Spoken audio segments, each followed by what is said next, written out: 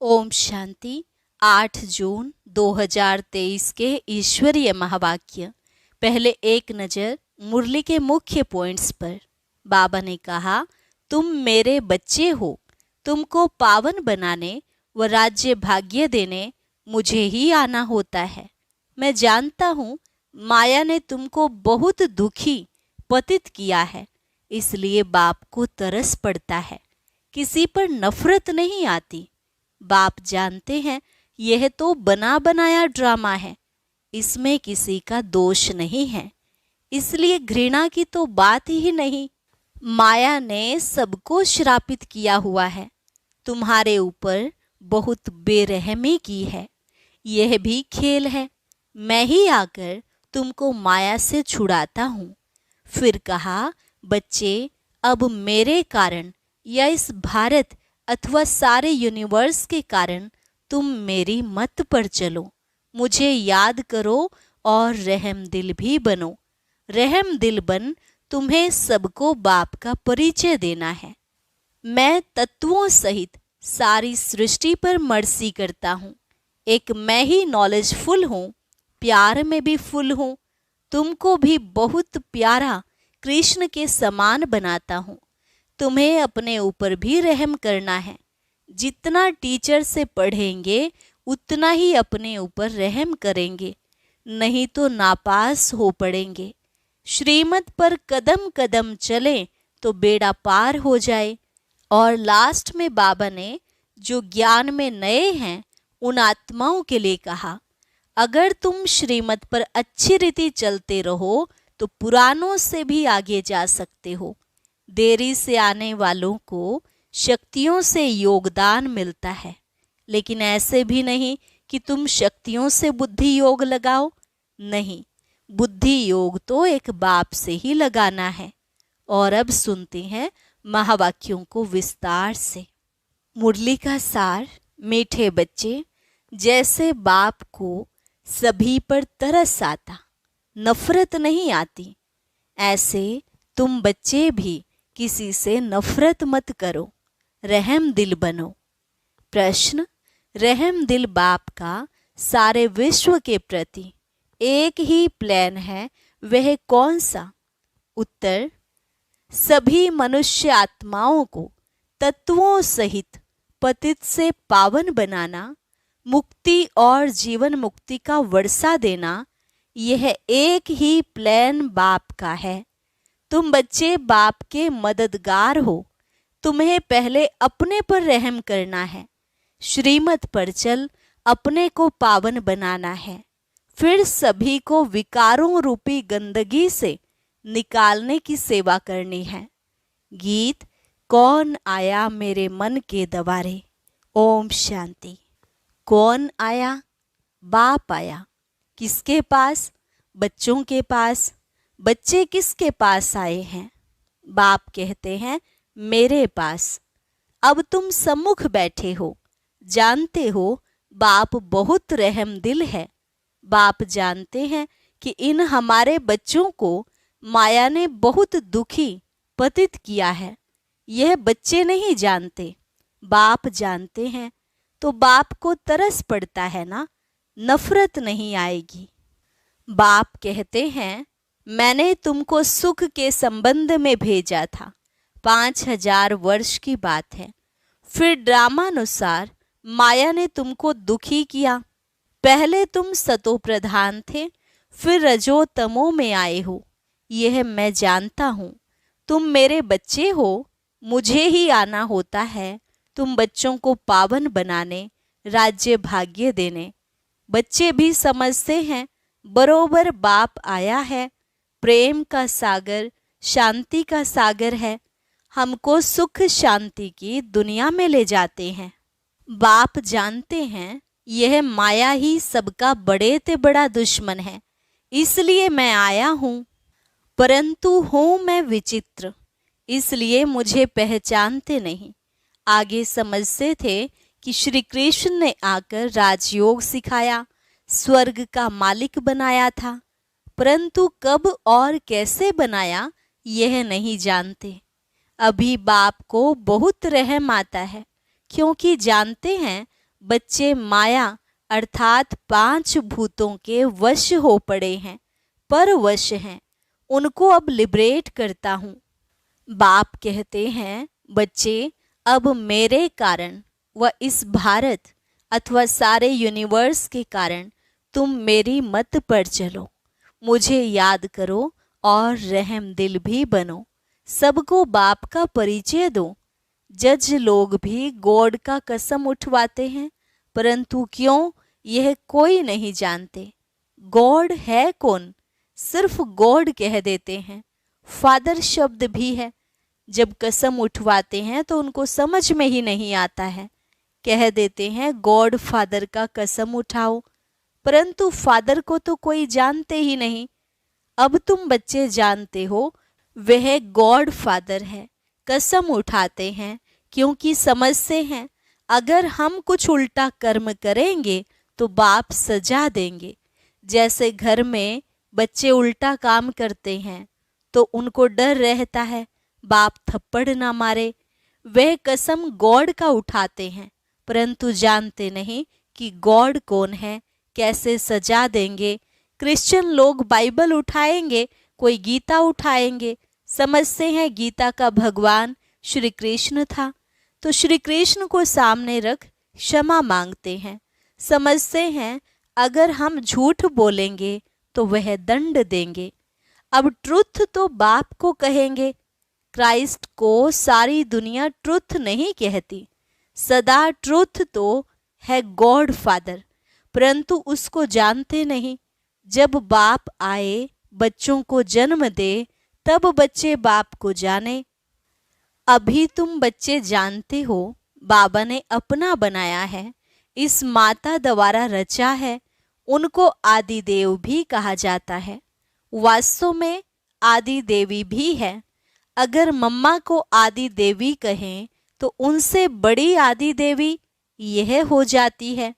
यह बड़ी गुह्य बातें हैं, जो विशाल बुद्धि हैं वही इन बातों को समझ सकते हैं। कहते भी हैं बाप पतित को पावन बनाने वाला है। अच्छा, पावन दुनिया कौन सी है? क्या मुक्ति को पावन दुनिया कहें व जीवन मुक्ति को पावन दुनिया कहें? यह कोई जानते नहीं है। गाते तो बहुत हैं, उन्हों की बुद्धि में सिर्फ यह है कि परमात्मा आता है, परंतु उनका रूप आदि नहीं जानते। फिर कहते हैं सर्वव्यापी है। बाप बहुत रहम दिल है, प्यार का सागर है, तो बच्चों को भी रहम करना चाहिए, प्यार करना चाहिए। बाप बहुत रहम करते हैं, उनको कहा जाता है मर्सीफुल। बाप कहते हैं तत्वों सहित सारी सृष्टि पर मैं मर्सीफुल हूँ, नॉलेजफुल हूँ, प्यार में भी फुल हूँ, बहुत प्यारा बनाता हूँ। जैसे श्री कृष्ण कितना प्यारा है, उनके घराने में सब प्यारे हैं। वास्तव में डायनेस्टी हमेशा राजा की कही जाती है। किंग एडवर्ड की राजाई कहेंगे, प्रिंस ऑफ वेल्स की नहीं कहेंगे। प्रिंस फिर किंग हो जाता है, तो यह भी ऐसे है। क्रिश्चियन का कनेक्शन श्री कृष्ण की राजधानी से बहुत है। वह क्रिश्चियन लोग श्री कृष्ण की राजधानी से बहुत कमाते हैं। पहले श्री कृष्ण की राजधानी को अपने हाथ में ले लेते हैं, फिर देते हैं। श्री कृष्ण कहें अथवा लक्ष्मी नारायण की राजधानी थी ना, अब वे क्रिश्चियन श्री कृष्ण को विश्व की राजधानी दे देंगे। कितना वंडरफुल राज है।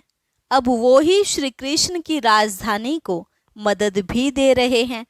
आखिरीन सारी राजधानी श्री कृष्ण को देकर जाते हैं, इसलिए श्री कृष्ण के मुख में मक्खन दिखा दिया है। ऐसे नहीं मक्खन का कोई गोला है। दो बंदर आपस में लड़ते हैं तो माखन श्री कृष्ण को मिल जाता है। भाई नहीं लड़ते हैं, बंदर लड़ते हैं। 5 विकार भी बंदर में मशहूर हैं। अभी तुम श्री कृष्ण की डायनेस्टी बना रहे हो, विश्व के मालिक बने का माखन तुमको मिलना है। लेन देन का अथवा कर्मों का हिसाब किताब कैसा है? क्रिश्चियन के भी कर्म देखो, राजधानी लेकर फिर वापस देना है। आपस में कितना लड़ते हैं, राजाई का मक्खन फिर भी तुमको मिलना है। तुम प्रिंस प्रिंसेस बन जाते हो। तुम बच्चों को भी बड़ा रहम दिल, प्यार का सागर बनना है, नफरत नहीं लानी है। दुनिया में तो एक दो के लिए नफरत रखते हैं, यथा राजा रानी तथा प्रजा नंबरवार नफरत रखते हैं। आपस में लड़ेंगे मरेंगे। बाप बहुत अच्छी रीति समझाते हैं, इसमें घृणा की कोई बात नहीं। यह तो ड्रामा बना हुआ है।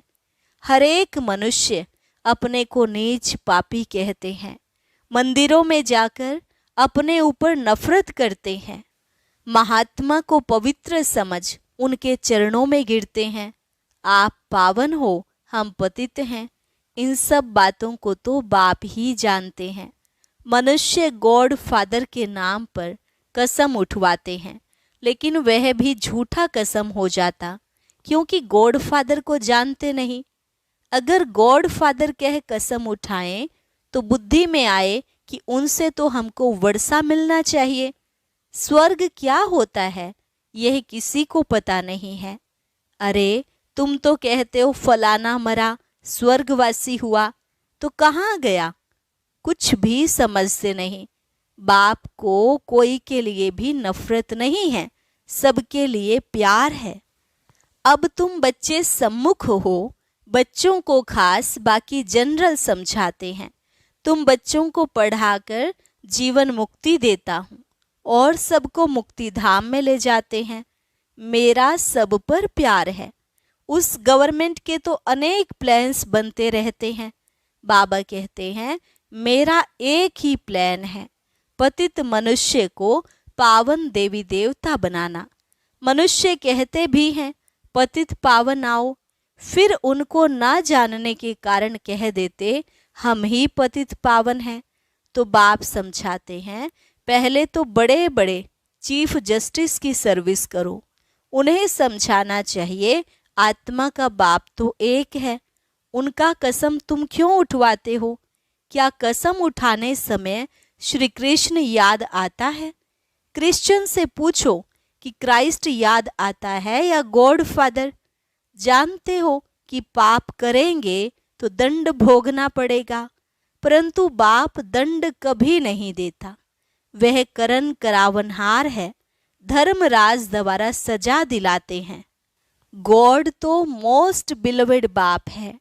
वह झूठे कलंक लगाते हैं कि बाप ही सुख दुख देते हैं, तो क्या बेरहम है? गाते भी हैं मर्सीफुल। बाप कहते हैं मैं कैसे बेरहमी करूँगा? माया ने तुम्हारे ऊपर बेरहमी की है, मैं तो उनसे छुड़ाता हूँ। माया ने तुमको श्रापित किया है, यह भी खेल है। सुख धाम को दुख धाम होना ही है। भारत ही सुख धाम था, अब दुख धाम है। बाबा फिर सुख धाम का मालिक बनाते हैं, परंतु ऐसे थोड़े ही दुख धाम का मालिक खुद ही बनाएंगे। बच्चे कहते हैं बाबा प्यार का सागर है। बाबा आपकी श्रीमत पर चल, हम अपने को पावन बनाएंगे, अपने पर रहम करेंगे। जितना टीचर से पढ़ेंगे उतना अपने ऊपर रहम करेंगे, नहीं तो नापास हो पड़ेंगे। अब तुम्हारी बुद्धि में अच्छी रीति नॉलेज है। तुम जानते हो नॉलेजफुल, मर्सीफुल, पतित से पावन बनाने वाला एक ही बाप है, तो उनकी मत पर चलना पड़े। अपनी मत माना रावण की मत, श्रीमत पर ना चल, अपनी मत पर व किसी मनुष्य की मत पर चलते हैं तो धोखा खा लेते हैं। श्रीमत पर कदम कदम चलें तो बेड़ा पार है। चढ़ाई बहुत ऊंची है। माया के तूफान किस्म किस्म से आते हैं, परंतु बाप को कोई पर नफरत नहीं है। बच्चों को भी ऐसा बनना चाहिए। अजामिल जैसे पापी तो सभी हैं। एक गीत में भी है ना कि मैं एक छोटा सा बच्चा हूँ, जैसे कहते हैं ना कि मैं 1 मास का बच्चा हूँ। पुराने बच्चे तो आपके बहुत हैं जिनको आप पावन बना रहे हो। तो मुझ छोटे बच्चे को भी पावन बनाओ। तो कहते हैं कि श्रीमत पर चलो तो पुराने से भी अच्छी रीति आगे जा सकते हो। लिफ्ट भी तो मिलती है। देरी से आने से तुमको शक्तियों से योगदान मिलता है। शक्तियां भी नंबरवार हैं। ऐसे नहीं कहा जाता है कि तुम शक्तियों से बुद्धि योग लगाओ। नहीं, शक्तियों से तुम शंख ध्वनि सुनो। बुद्धि योग बाबा से लगाना है।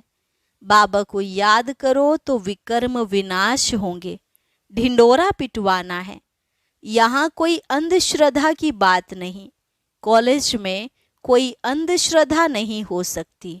यह है God fatherly university. Knowledgeful God father बैठ बच्चों को पढ़ाते हैं। तुम्हारी एम ऑब्जेक्ट है कि हम मनुष्य से देवता बनेंगे। वह मनुष्य से बैरिस्टर बनते हैं तो बुद्धि योग बैरिस्टर के साथ रहता है, डॉक्टर के साथ नहीं रहता। यह भी कॉलेज है, न कि अंधश्रद्धा। एम ऑब्जेक्ट है। गॉड फादर हमको पढ़ाते रहते हैं। गीता में भी भगवान वाच है, परंतु भगवान कौन है यह गीता वाले भी नहीं जानते। यह ब्रह्मा भी कहते हैं हम भी गीता पढ़ते थे। अभी के मनुष्य शास्त्रों को मानते नहीं। गीता को उठाने से उनकी बुद्धि चली जाती है श्री कृष्ण की तरफ। उनको सब धर्म वाले नहीं मानेंगे। गीता है सर्वशास्त्रमयी शिरोमणि शिव बाबा की गाई हुई। गॉड फादर कहते हैं वह है स्वर्ग का रचयिता। तो बाप से तुमको स्वर्ग का वर्षा मिलना चाहिए या फादर के घर जाना है? भगवान पास जाना चाहते हैं। सब मुक्ति ही चाहते हैं। वह लोग जीवन मुक्ति से क्या जाने। बाप कहते हैं मैं तो पढ़ाता हूँ, मैं फिर सर्वव्यापी कैसे होऊंगा? सर्वव्यापी कहने से मुख ही मीठा नहीं होता। तो बच्चे यह बातें अच्छी रीति धारण करो और बहुत मीठे बनो। कोई से नफरत नहीं करनी चाहिए। सर्जन लोग होते हैं, किसको कैसी भी गंदी बीमारी होती है तो भी उनको तरस पड़ता है और शफा देते हैं। समझते भी हैं कुछ खराब काम किया है, उसका यह कर्म भोग है। बाप कहते हैं माया की प्रवेशा होने से मनुष्यों से विकर्म ही होते हैं और पतित बन जाते हैं। 5 विकारों को खराब समझते हैं, तब तो सन्यासी भी भागते हैं। पवित्रता का मान बहुत है। यह तो समझते हो हम पहले देवताओं को नमन करते हैं, पीछे सन्यासियों को किया है, क्योंकि वे भी पावन बनते हैं। अच्छा, मीठे मीठे सिकिलधे बच्चों प्रति माता पिता बाप दादा का याद प्यार और गुड मॉर्निंग। रूहानी बाप की रूहानी बच्चों को नमस्ते। रूहानी बच्चों की रूहानी बाप दादा को नमस्ते नमस्ते, गुड मॉर्निंग। धारणा के लिए मुख्य सार। पहली पॉइंट, अच्छी रीति पढ़कर श्रीमत पर चल, पावन बन, अपने आप पर रहम करना है, कभी भी बेरहमी नहीं बनना है। दूसरी पॉइंट, किसी से भी नफरत या घृणा नहीं करनी है, बाप समान प्यार का सागर बनना है। वरदान, सूक्ष्म शक्तियों द्वारा स्थूल कर्मेंद्रियों को संयम नियम में चलाने वाले स्वराज्य अधिकारी भव। सूक्ष्म शक्तियों द्वारा स्थूल कर्मेंद्रियों को संयम नियम में चलाने वाले स्वराज्य अधिकारी भव। सबसे पहले अपनी सूक्ष्म शक्तियों की रिजल्ट को चेक करो। जो विशेष मन, बुद्धि और संस्कारों पर पूरा कंट्रोल रखते हैं, उन्हें ही स्वराज्य अधिकारी कहा जाता है। यह सूक्ष्म शक्तियां ही स्थूल कर्मेंद्रियों को संयम और नियम में चला सकती हैं। जो अपनी सूक्ष्म शक्तियों को हैंडल कर लेते हैं, वह दूसरों को भी हैंडल कर सकते हैं। स्व के ऊपर कंट्रोलिंग और रूलिंग पावर सर्व के लिए यथार्थ हैंडलिंग पावर बन जाती है। स्लोगन, जिनके साथ 1000 भुजाओं वाला बाप है वे कभी दिल शिकस्त नहीं हो सकते। जिनके साथ 1000 भुजाओं वाला बाप है वे कभी दिल शिकस्त नहीं हो सकते। अच्छा, ओम शांति। अब सुनते हैं आज का अव्यक्त ज्ञान मोती। इसके लिए ऊपर दिए गए बॉक्स पर क्लिक करें।